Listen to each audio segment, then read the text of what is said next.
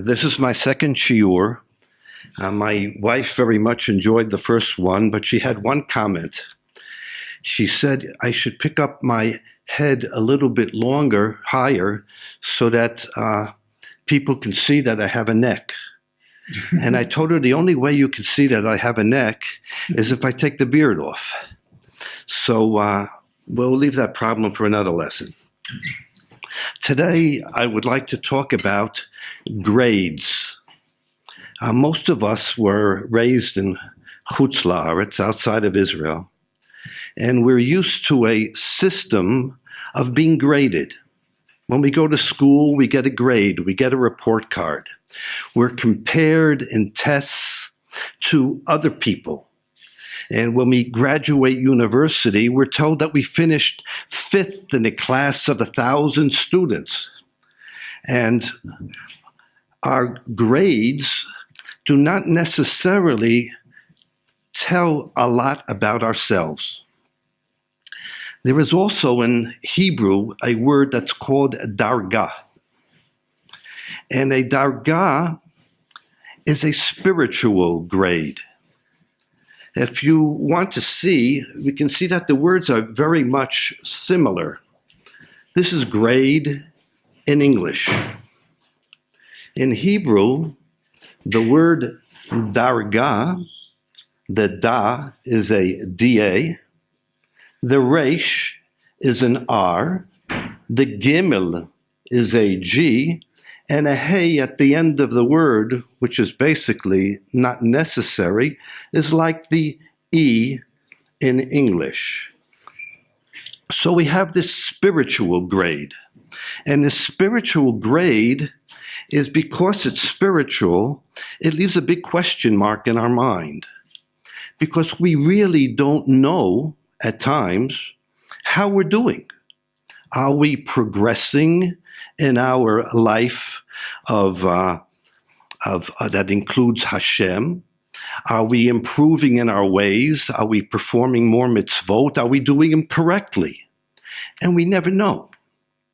But sometimes it's this feeling that we get that tells us that maybe we're doing better. Maybe we've gone up another darga, another level. And the question is, how do we know?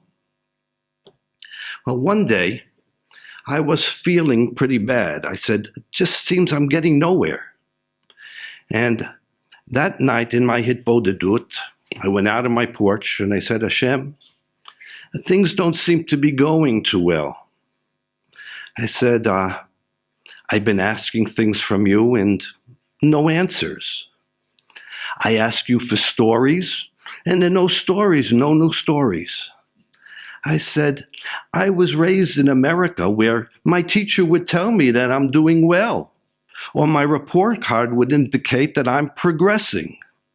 I said, but you're silent. I don't hear from you. What's going on? The next morning at 5:30, I got up for M&M. M&M means mikvah and minyan. M&M. M&M is always a special word to me because there was Mickey Mantle, who was a great baseball player. There are M&Ms, that candy that we all like, and of course, there used to be Marilyn Monroe. So M&M now is something in Kedusha. It's mikvah followed by minyan.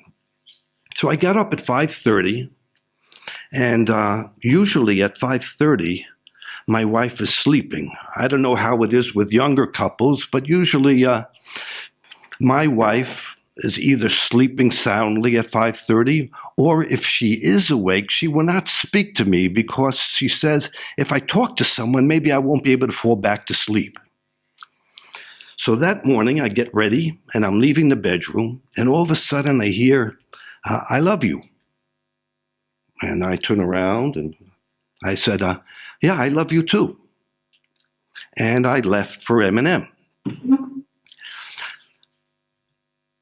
That morning, all day at yeshiva, I'm saying, what was that? I love you. I love you. I love you. We learn in Breslov, or we learn in Rav Arish's books on Shalom Bayit that our wife is a mirror. And through our wife, we can be told, the mirror reflects whether we're doing well or how we're doing, whether we're doing okay or not so okay. And all day I'm thinking, what is that I love you about? So when I came home from yeshiva, I asked my wife, I said, why did you tell me that you love me this morning? Usually you don't, you don't have any, you ignore me in the morning, you're asleep. And she said that I felt that I've been ignoring you. And I had to tell you that I love you. And I took that as a compliment because I wasn't hearing from Hashem. I said, Hashem, I feel that you're silent. How do we know how we're doing? And it seemed that was an answer from Hashem telling me two things. Number one, that he's listening. He's not ignoring me. And number two, he's telling me that he likes what I'm doing. I hope that we can all learn from this lesson that Hashem is listening. And I hope that Hashem is listening to your prayers too, and that we are all progressing in our life, in our spiritual life, and trying to find Hashem. And we should continue, whether we hear or don't hear. Sometimes my friend once wrote a book that was called Swimming in the Talmud. And at times Hashem also lets us swim. He gives us certain gifts along the way and says, take them, you're on your own for a while. That does not mean that he's not there with us. So now, thank you.